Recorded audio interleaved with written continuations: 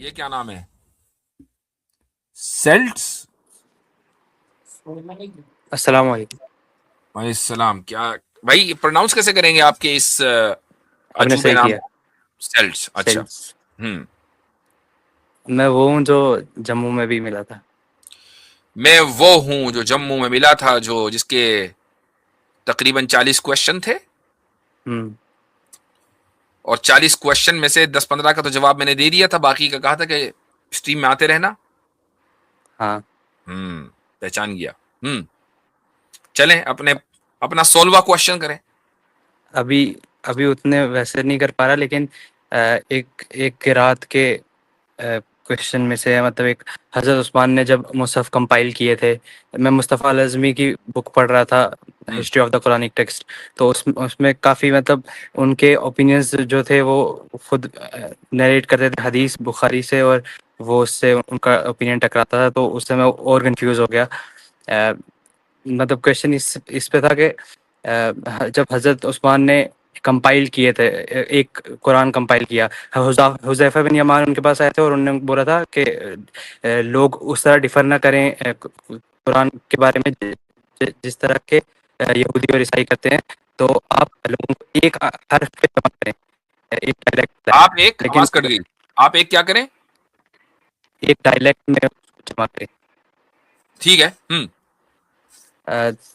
تو پھر باقی ڈائلیکٹس کہاں گئے؟ کیونکہ باقیوں کو بھی تو حضرت عثمان کے ٹیکسٹ سے لائک وہ ہونا تھا نا، پیرلل ہونا تھا ہم باقی اسکیلیٹنس. تو ان نے وہ سارے ایک میں کیسے جمع کیے، یا پھر انہیں ایک ہی جمع کیا، وہ میرے کو سمجھ نہیں آیا. نہیں، اسی میں شیخ مصطفیٰ اعظمی رحمۃ اللہ علیہ نے اسی جگہ لکھا ہوا ہے، وہ کتاب میں نے پڑھی ہے، اسی جگہ لکھا ہوا ہے. اگر آپ آگے پیچھے اس کو، اس پوری بحث کو پڑھ لیتے تو بات واضح ہو جاتی، یا ہو سکتا ہے کہ آپ کی وہ بات سمجھ میں نہ آئی ہو. ہاں، میرے کو سمجھ میں نہیں آئی. حضرت عثمان ابن عفان رضی اللہ عنہ نے جو قرآن کریم کمپائل کیا، وہ اس طریقے سے کیا کہ قریش کا جو لہجہ ہے، جو ڈائلیکٹ ہے، اس کو پریفرنس دی. مان لیجئے کہ اختلاف ہوا کسی ایک لفظ کو پرناؤنس کرنے میں. ہم ایک بنو تمیم کا مثلا لہجہ ہے اور قریش کا لہجہ ہے. قریش ایک طریقے سے اس کو پرناؤنس کرتے ہیں، بنو تمیم دوسرے طریقے سے پرناؤنس کرتے ہیں. تو چونکہ قرآن مکہ میں نازل ہوا اور رسول اکرم صلی اللہ علیہ وسلم مکی ہیں، قریشی ہیں، تو قریش کے لہجے کو ترجیح دی گئی کہ اس طریقے سے پڑھا جائے گا. ٹھیک ہے. تو اس کی ایک پریفرنس کی وجہ موجود ہے. آپ صلی اللہ علیہ وسلم نے، میں اس کو ایک مثال سے سمجھاتا ہوں. قبر کا لفظ، اگر آپ اس کو ایک حیدرآبادی کے سامنے لفظ کو لکھیں اور اس سے پوچھیں کہ اس لفظ کو پرناؤنس کرو، تو وہ کیسے پرناؤنس کرے گا؟ آپ کو پتا ہے؟ نہیں. خبر. اچھا. ٹھیک. وہ قاف کو خا کر دے گا. اب میں آپ کو ایک اور بات مثال دیتا ہوں، یہ میرا پرسنل واقعہ ہے. میں ایک مرتبہ ایجپٹ گیا، اور آپ کو پتہ ہی ہے کہ ایجپٹ میں سب لوگ عربی بولتے ہیں. تو ہم ٹیکسی میں تھے، یہ بہت سال پہلے کی بات ہے، ٹیکسی میں تھے، تو سامنے ایک ٹیمپل جیسی عمارت تھی. تو میں نے اس ٹیکسی والے سے پوچھا کہ ما ذالکا، وہ کیا ہے؟ ہم نے ابھی وہ جو عام فصیح یعنی جو ہماری عربی ہوتی ہے، قرآنی عربی، ہم نے اس سے بات کی. تو وہ یہ تو سمجھ گیا کہ کوشچن کیا ہے. کہنے لگا دا عصر. میرے ساتھ ایک صاحب اور تھے، تو میں ان کی طرف دیکھا، میں نے کہا یار اس نے کیا کہا ہے دا عصر، اس کا کیا مطلب ہوا؟ پھر میں نے دوبارہ اس سے سوال کیا، میں نے کہا ما ذالکا، اس نے کہا دا عصر. تھوڑا آواز اس کی بلند ہو گئی. میں نے پھر سمجھ میں نہیں آیا، میں نے پھر سوال کر لیا اس سے. اب وہ ذرا جھلا گیا. تو خیر تھوڑی دیر کے بعد ہمیں کہیں جانا تھا، تو میں نے جو ہمارے ایک انڈین ہی تھے شاید، وہ ان سے میں نے جا کر کہا کہ دا عصر اس نے بولا، اس کا کیا مطلب ہے؟ کہنے لگا، وہ کہہ رہا تھا کہ ہاذا قصر. سمجھ میں آیا؟ اب ہاں. ہاذا کو اس نے ہا کاٹا، ذا کر دیا، ذا کو دا کر دیا، قاف کو الف کر دیا، قصر ہو گیا عصر. ایجپشن ڈائلیکٹ میں قاف کا جو پروناؤنسیشن ہے وہ آ کیا جاتا ہے، قالا کو آلا کیا جاتا ہے. من قال لک کو من آل لگ کہیں گے، من آل لگ، کاف کو گاف کر دیتے ہیں. تو یہ جنہ کو ڈائلیکٹ کرنا. فرق ہے. تو اگر کسی ڈائلیکٹ میں اختلاف ہو گیا تو قریشی ڈائلیکٹ کو ترجیح دی گئی چونکہ آپ صلی اللہ علیہ وسلم قریشی ہیں. یہ سمپل سا مطلب ہے.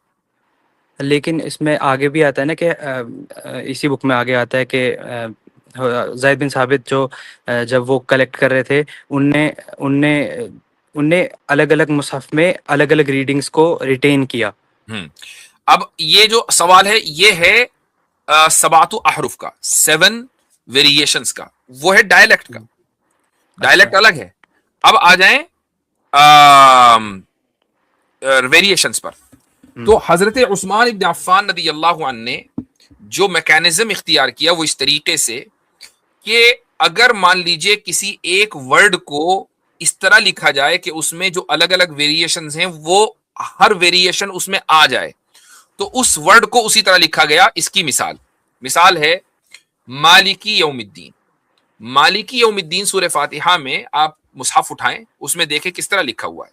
میم الف لام کاف نہیں ہے، میم لام کاف ہے. میم لام کاف ہے. اب میم کے اوپر کھڑا زبر ہوتا ہے. اس زمانے میں جو مصحف تیار ہوا اس میں زیر زبر نہیں ہوا کرتے تھے، تو آپ اس لفظ کو مالکی بھی پڑھ سکتے ہیں، ملیکی بھی پڑھ سکتے ہیں. تو دیکھیں دونوں ایک ہی ورڈ نے دونوں ویریشن کو اکاموڈیٹ کر دیا. شیخ مصطفیٰ اعظمی نے یہ بات لکھی ہے کہ نہیں لکھی؟ ہاں ٹھیک. اچھا اگر مان لیجئے کوئی ایسا ویریشن ہے کہ جس کو اسی ورڈ میں ایڈجسٹ نہیں کیا جا سکتا، تو زید بن ثابت رضی اللہ عنہ نے جو دوسری کاپی، چونکہ کئی ساری کاپیز بنی تھی، 7-8 کاپیز بنی تھی، تو دوسری کاپی میں اس کو لکھا. اس کو فٹ نوٹ میں نہیں لکھ سکتے تھے، چونکہ کوئی چیز اگر فٹ نوٹ میں لکھی جائے گی تو اس کی حیثیت کم ہو جائے گی. یہ بات بھی مصطفیٰ اعظمی نے لکھی ہے. ڈیموٹ ہو جاتی ہے اس کے بعد. ٹھیک ہے. تو انہوں نے دوسرے جو اس کا نسخہ تیار کیا اس میں وہ قرات ایڈجسٹ کی. تو مان لیجئے اگر وہ نسخہ موراکو چلا گیا، الجیریا چلا گیا، تو وہاں ان لوگوں نے اس کو اختیار کر لیا کہ ہم قرآن کو اس طریقے سے پڑھیں گے، اس قرات پہ پڑھیں گے.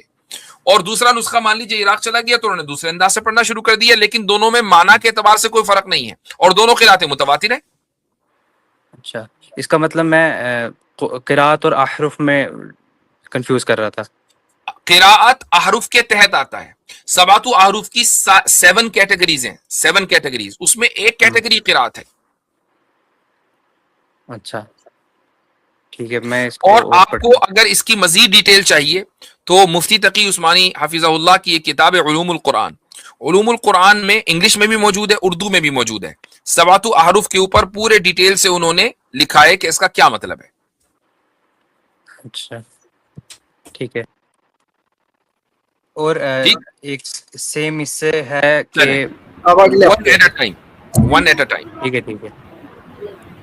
میں آپ سبھی حضرات سے یہ گزارش کروں گا کہ اس ویڈیو کو اپنے جتنے بھی گروپس ہیں اس میں شیئر کریں. اسی طریقے سے اگر آپ لائک کریں گے تو اس سے یہ ہوگا کہ جو یوٹیوب الگوریدم ہے تو آپ کے جو فالوورز ہیں یا جو آپ سے لوگ جڑے ہوئے ہیں ان تک یہ ویڈیو پہنچے گی. یہ ضروری ہے کہ اسلام کا جو پیغام ہے مسلمان نہیں پہنچائیں گے تو پھر کون پہنچائے گا؟ ہمارا کام ہے یہاں آ کر گفتگو کرنا، آپ کا کام ہے اس گفتگو کو آگے پہنچانا.